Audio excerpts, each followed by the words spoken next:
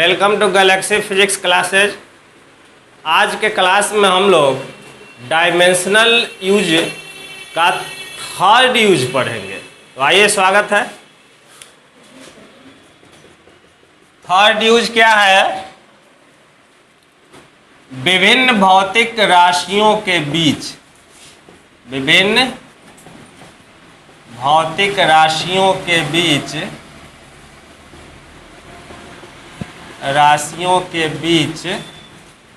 संबंध स्थापित करना।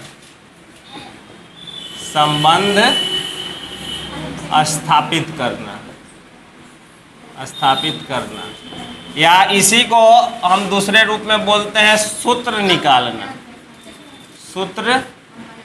निकालना है ना, टू डेराइव ए फॉर्मूला। देखिए, इस यूज में क्या होनी चाहिए, हमको इस बात का आइडिया होना चाहिए कि जिसका फार्मूला निकालना है वह फार्मूला मतलब वह फिजिकल क्वांटिटी अन्य किन फिजिकल क्वांटिटी पर डिपेंड करता है। इस बात का अनुमान होना चाहिए, और नहीं तो क्वेश्चन में दिए हुए रहेगा कि या कोई खास physical quantity in other physical quantity पर डिपेंड करती है, तो इनके बीच रिलेशन निकाले, यानी एक फार्मूला निकाले। आइए इसको एग्जाम्पल से जैसे समझते हैं। जैसे कि क्वेश्चन रहेगा इस तरह से कि सरल लोलक है ना, सरल लोलक के आवर्तकाल का व्यंजक प्राप्त करें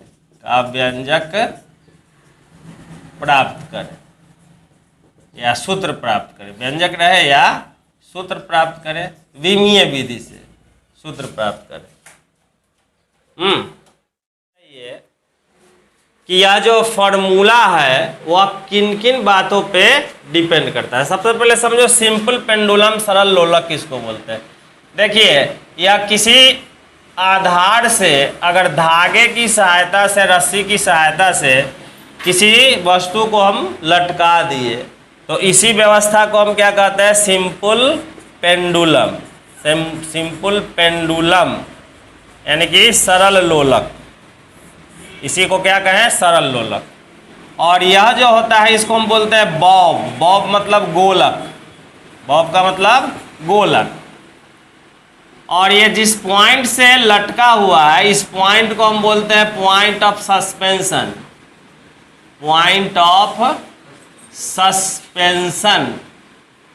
हिंदी में इसको बोलते हैं निलंबन बिंदु या ठेठ गवाही अंदाज में इसको बोलेंगे तो क्या कहेंगे? लटकन बिंदु। जहाँ से लटका हुआ है वह बिंदु क्या हो गया? लटकन बिंदु। ठीक। और ये इसका हुआ गोलक का केंद्र हुआ, तो गोलक ये लटकन बिंदु से गोलक के केंद्र तक जो होगी, इसको हम सरल लोलक की लंबाई बोलते हैं। Length of simple pendulum.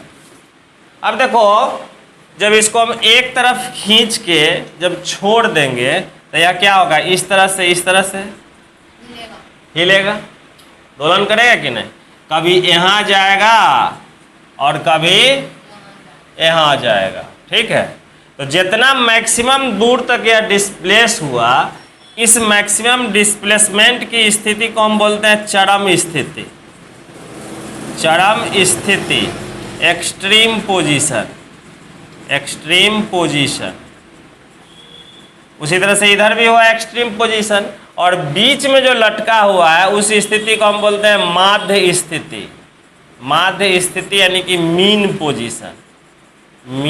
Position, माध्य स्थिति। ठीक।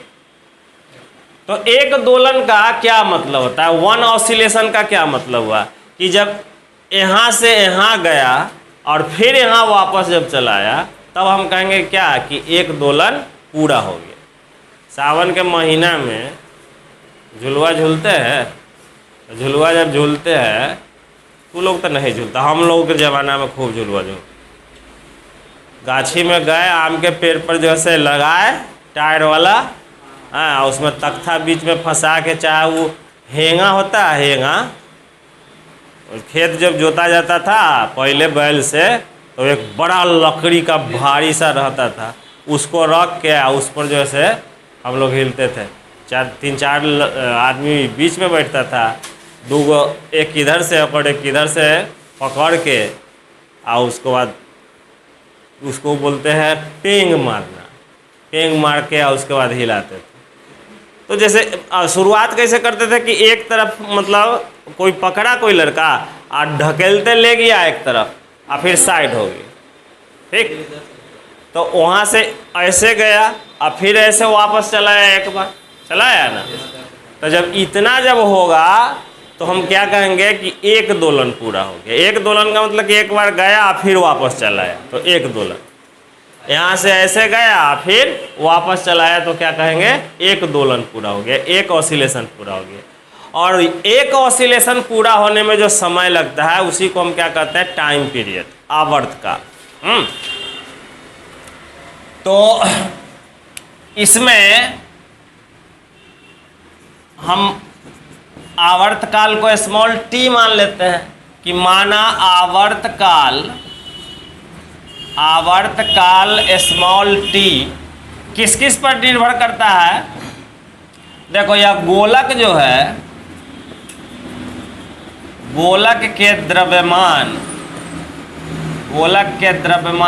m, सरल लोलक की लंबाई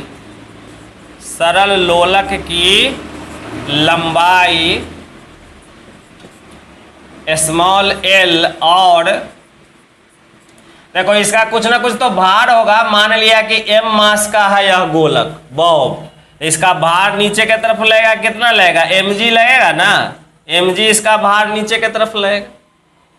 तो इसलिए या इसका जो टाइम पीरियड है किस किस पर डिपेंड कर सकता है। तो मान लिया कि ये सरल मतलब गोलक के द्रव्यमान m पर, सरल लोलक की जो लंबाई हुई, जहाँ से यह लटका हुआ है वहाँ से लेके बॉब के सेंटर के बीच की दूरी को हम क्या कहते हैं, सरल लोलक की लंबाई। तो इसके मास ऑफ बॉब पर, लेंथ ऑफ सिंपल पेंडुलम पर, और ये क्या हुआ, स्मॉल g मतलब एक्सेलरेशन ड्यू टू ग्रेविटी पर, गुरुत्वीय त्वरण पर। तो वही L और गुरुत्वीय त्वरण स्मॉल g पर निर्भर करता है। देखिए इस तरह की बात हमको या तो क्वेश्चन में दी रहेगी हैं, और नहीं तो हमको इस बात का आइडिया होना चाहिए कि किन किन फिजिकल क्वांटिटी पर निर्भर करता है, जिसका हमको सूत्र निकालना किसका है, आवर्तकाल का है। तो आवर्तकाल जो हुआ t, वह किन किन बातों पर, किन किन राशियों पर डिपेंड कर सकता है, इसका हमको आइडिया होना चाहिए। तो इसके अनुसार लिखे कि मान लिया कि आवर्तकाल t गोलक के द्रव्यमान m, सरल लोलक की लंबाई और गुरुत्वीय त्वरण g पर निर्भर करता है।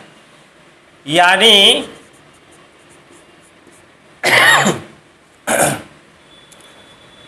यहां से हम क्या लिख सकते हैं, बोल, आवर्तकाल t किस किस पे डिपेंड कर रहा है, इसको हम क्या करेंगे, समानुपाती के चिन्ह दे के लिखेंगे। मान लिया कि आवर्तकाल t डिपेंड कर रहा है, यानी कि समानुपाती है किस किस पर। देखो क्या क्या लिखे यहाँ पर, मास m, तो m के मान लिया a पावर पर, उसके बाद लेंथ l के b पावर पर, और गुरुत्वीय त्वरण g के c पावर पर। नहीं, उसके बाद क्या किए, उसके बाद समानुपाती का चिन्ह जब हटाते हैं तो हम क्या देते हैं, एक कांस्टेंट देते हैं, जिसको हम समानुपातिक नियतांक बोलते हैं, प्रोपोर्शनलिटी कांस्टेंट बोलते हैं। तो प्रोपोर्शनलिटी कांस्टेंट लिख रहे हैं, तो ये जो हुआ k क्या हो गया, प्रोपोर्शनलिटी कांस्टेंट, हिंदी में बोलेंगे समानुपातिक नियतांक। तो k m के पावर a, l के पावर b और g के पावर c, इसको मान लिया इक्वेशन फर्स्ट। ठीक है, समझे? तो ये हो गया इक्वेशन फर्स्ट, यानी कि समानुपातिक का चिन्ह हटाएं, एक कांस्टेंट दिए जहां के क्या है, एक समानुपातिक नियतांक है, जहां के क्या है, के क्या है बोलिए, जहां के एक समानुपातिक नियतांक, एक समानुपातिक नियतांक प्रोपोर्शनलिटी कांस्टेंट है। हुआ क्या हो गया हमको, मतलब यही ना था, t बराबर के m to the power a l to the power b और g to the power c, यही ना इक्वेशन फर्स्ट है। अब हम क्या करेंगे, इस इक्वेशन में दोनों तरफ जो फिजिकल क्वांटिटी है, जो फिजिकल क्वांटिटी है उनका हम क्या करेंगे, डायमेंशन लिखेंगे। दोनों ओर की भौतिक राशियों की विमाएं लिखने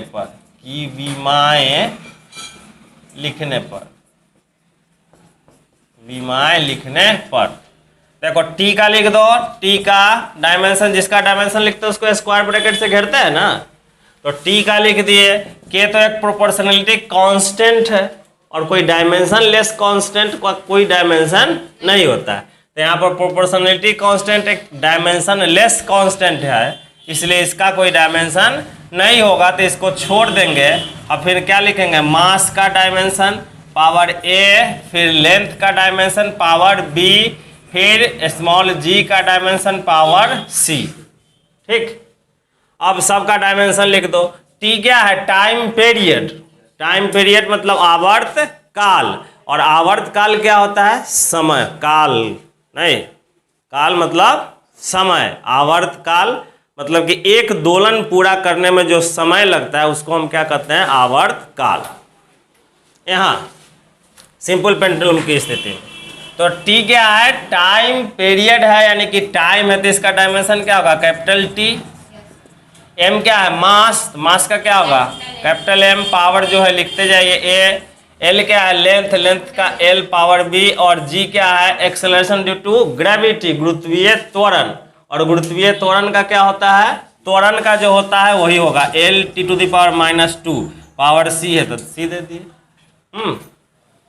तो क्या हो गया, यहाँ से m के पावर a हो गया, l के पावर b हो गया, और यहाँ l के पावर c और t के पावर गुना होगा तो क्या होगा, -2c होगा। अब इसको एक साथ करो, m के पावर a, l के पावर, देखो l दो जगह है और दोनों आपस में गुना में है, तो गुना में है तो पावर जुड़ जाएगा b + c, और t के पावर कितना होगा, -2c।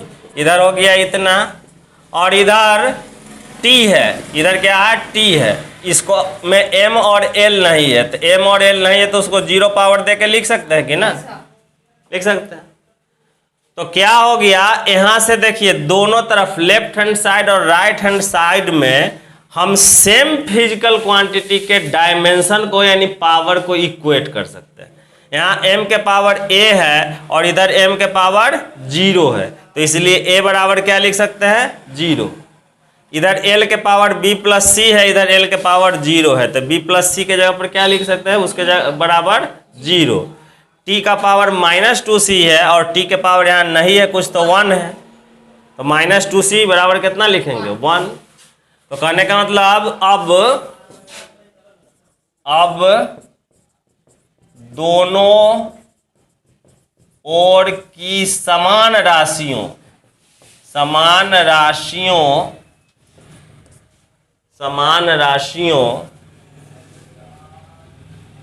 के पावर यानी घात यानी कि डायमेंशन, घात को बराबर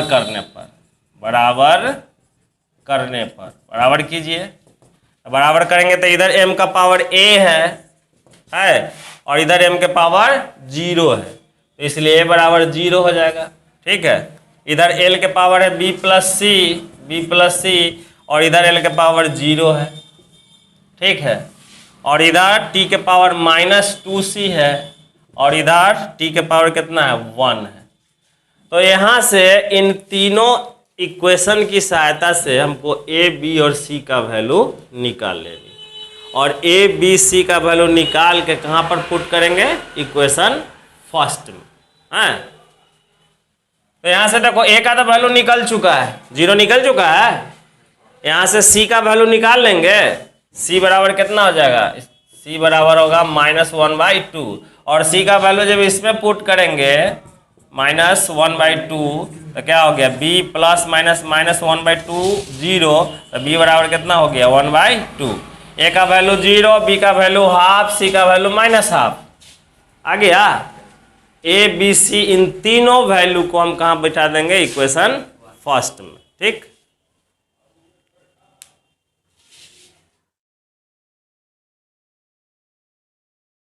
तो रख दीजिए। अब ए बी तथा सी का मान कहाँ रख देंगे, समीकरण फर्स्ट में, समीकरण फर्स्ट में रखने पर चलिए रखो। समीकरण फर्स्ट क्या था, टी बराबर के एम टू द पावर ए, तो ए कितना है, ए कितना आया 0, एल टू द पावर कितना है बी, तो बी कितना आया 1/2, और जी के पावर कितना सी, तो सी कितना आया -1/2 आया ना, ठीक। तो क्या हो गया, t इक्वल्स टू के, देखो किसी पर पावर 0 का मतलब कितना होता है 1, m पर पावर 0 का मतलब 1, ठीक है।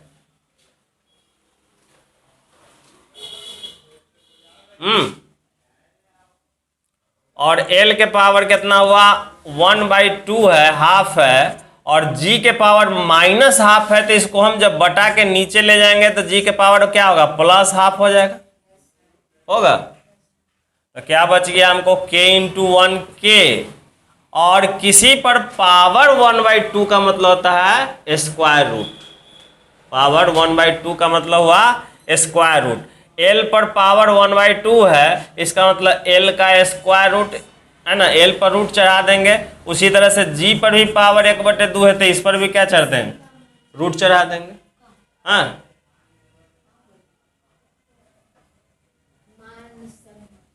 समीकरण फर्स्ट में रखने पर तो k का वैल्यू हम यहाँ से इस तरह से, मतलब ए बी सी का वैल्यू बैठा के इस तरह से हम लिख दिए। तो t बराबर कितना हो गया, बोल k, देख यहाँ क्या है, रूट l पर भी है और रूट g पर भी है, तो दोनों को हम एक के रूट के अंदर रख देते हैं, l/g। तो t बराबर क्या हो गया, k है ना, k √l/g।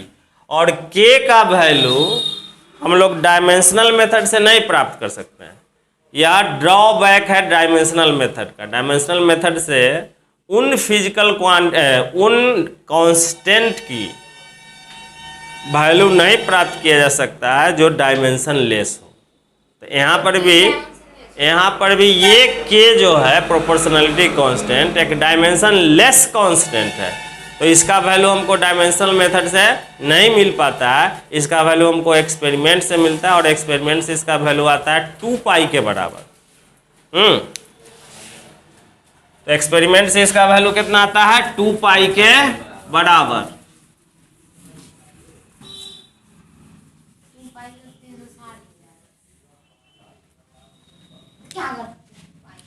प्रयोग से k बराबर कितना प्राप्त हुआ है, होता है 2π प्राप्त होता है। अतः t बराबर कितना हो जाएगा, k के जगह पर कितना पुट करेंगे 2π √l/g। यही जो हुआ से क्या हुआ, एग्जैक्ट फार्मूला हुआ time period of simple pendulum का। सिंपल पेंडुलम के टाइम पीरियड का एग्जैक्ट फार्मूला t बराबर क्या हुआ 2π √l/g।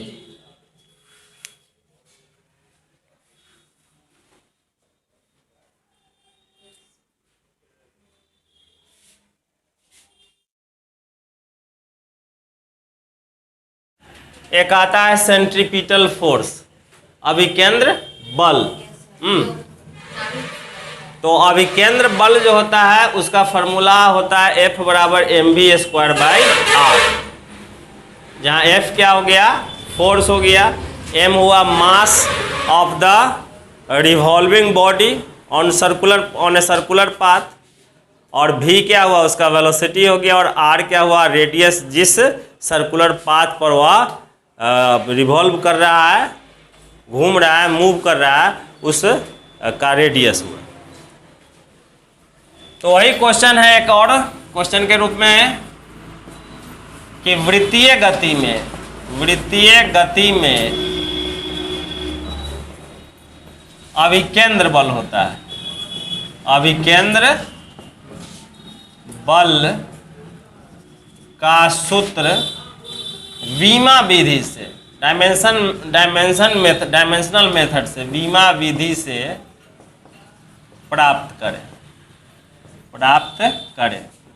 नहीं। तो देखो सर्कुलर मोशन में क्या होता है, सर्कुलर मोशन मतलब एक सर्किल पर होने वाला मोशन, या सर्किल हो गया, ये क्या हो गया, उसका रेडियस, सेंटर हो गया, और ये क्या हो गया, उसका रेडियस हो गया।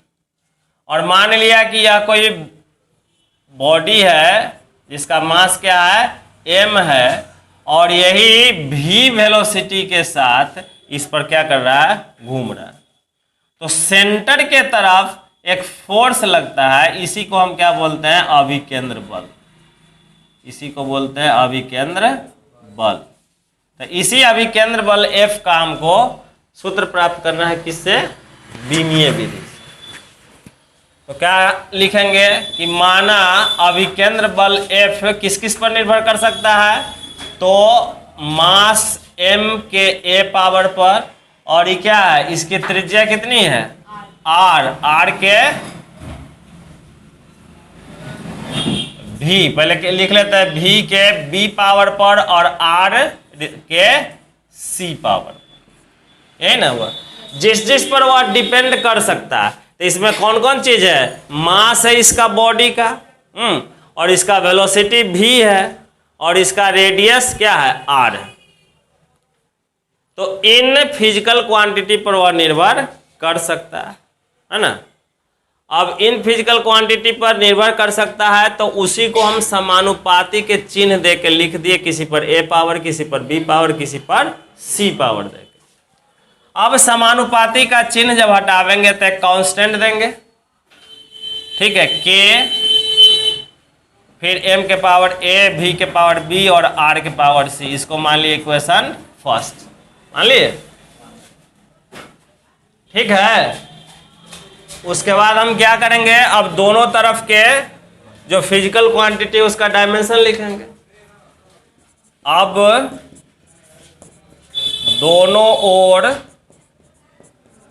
की भौतिक राशियों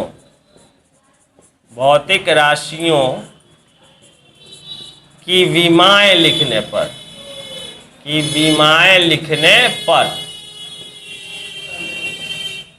F का बीमा लिखेंगे, फिर K का तो छोड़ देंगे, M का बीमा लिखेंगे, पावर A है तो A दिए, फिर वेलोसिटी V का बीमा लिखेंगे, पावर B है तो B दिए, फिर रेडियस का बीमा लिखेंगे, पावर C है तो C दे दिए। F फोर्स है तो फोर्स का क्या होता है, mLT⁻² होता है, और ये m मास है तो मास का हो गया m पावर दिए a, v वेलोसिटी है तो वेलोसिटी का L⁻⁻1 होता है, पावर v है तो v, और r रेडियस है, रेडियस एक लंबाई होती है, इसीलिए इसका L पावर c है तो c दे दिए। तो यहाँ से हो गया mLT⁻², और यहाँ पर फिर क्या हो गया, m के पावर a, L के पावर देखो b, और t के पावर -b, और इधर हो गया L के पावर कितना, L के पावर c। इतना हुआ। अब L को एक साथ कर लो, L को एक साथ कर लीजिए। तो L दो जगह है, यहाँ पर है L b पावर के साथ, और यहाँ पर L है c पावर के साथ, दोनों गुना में है, तो क्या होगा, पावर जुड़ जाएगा। तो जब पावर जब जुड़ेगा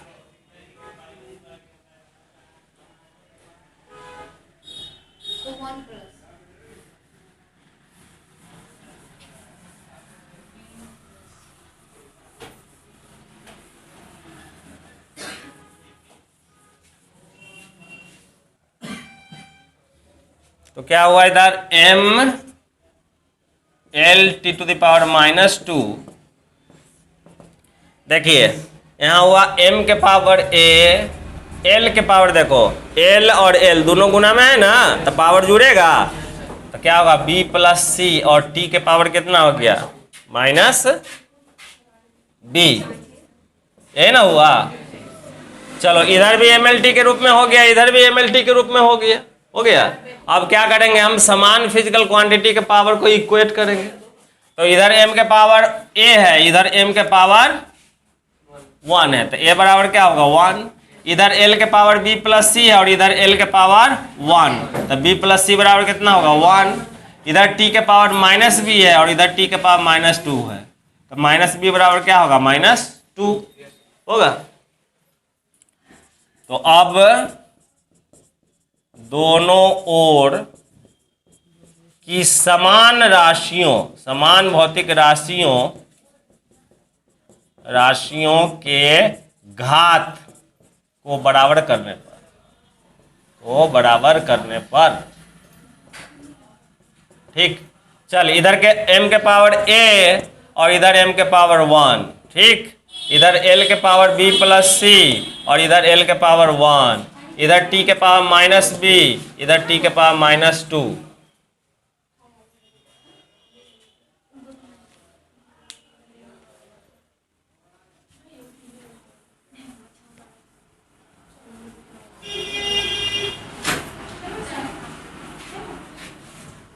देखिए यहां से माइनस माइनस कैंसिल, तो b बराबर कितना हो गया 2। इसमें b का वैल्यू पुट कीजिए, तो b हुआ 2 प्लस c बराबर 1, तो c बराबर कितना हो गया 1 - 2, c बराबर कितना हुआ -1। a का वैल्यू हुआ 1, b का वैल्यू हुआ 2 और c का वैल्यू हुआ -1। ये तीनों वैल्यू कहां पर रखेंगे, इक्वेशन फर्स्ट में।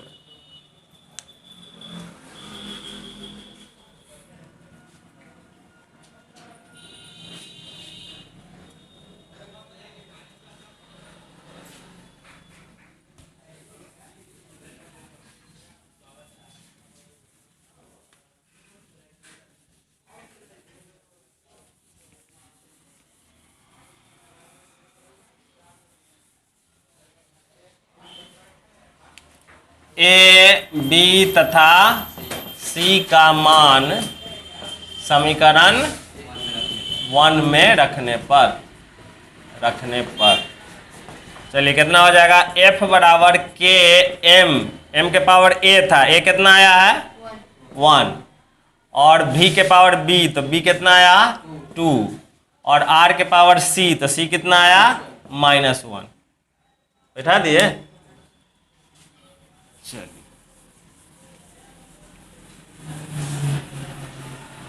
तो यहां से क्या हो गया, f बराबर के m v स्क्वायर, r -1 है तो बटा के नीचे जाएंगे तो +1 पावर हो जाएगा, तो क्या हो गया के m v square by r। तो फोर्स का, सेंट्रीपिटल फोर्स का फॉर्मूला के m v square by r, यहाँ तक भी लिख के हम छोड़ सकते हैं, नहीं तो अगर एक्चुअल फार्मूला अगर निकालेंगे तो क्या हो जाएगा, यहाँ से यदि F 1 न्यूटन ले ले, M 1 kg ले ले और V 1 मीटर पर सेकेंड ले ले और रेडियस 1 मीटर ले लेंगे, तब क्या हो जाएगा, तब K का वैल्यू कितना निकलेगा 1, और K का वैल्यू 1 जब इसमें पुट कीजिएगा तब क्या हो जाएगा, F बराबर mv स्क्वायर बाई r। यही क्या हुआ, उसका एग्जैक्ट फार्मूला हुआ सेंट्रीपिटल फोर्स का, ठीक। तो चलिए आज हम लोग बीमीय समीकरण के तीसरा उपयोग पढ़े। नेक्स्ट वीडियो में हम चौथा उपयोग पढ़ेंगे। चलिए तो इसके साथ ही आज का क्लास समाप्त किया जाता है। बहुत बहुत धन्यवाद।